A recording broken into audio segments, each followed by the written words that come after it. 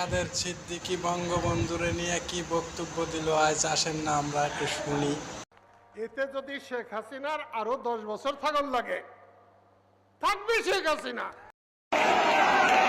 অসুবিধা কি? কিন্তু আপনারা পাকিস্তান চেয়ে বাংলাদেশে রাজনীতি করতে পারবেন না। বিএনপির কাছে বাংলাদেশ ভালো নয়, বিএনপির কাছে পাকিস্তানই ভালো। বিএনপির নেতা সেদিন যে কি আলমগীর, মির্জা ফখরুল ইসলাম আলমগীর যে কথাটা বলেছেন উনি ঠিক বলেন নাই। যার কাছে পাকিস্তানি ভালো লাগে তো এখানে কেন থাকেন? আপনি পাকিস্তানে চলে যান। ইমরান খান বুঝতেছে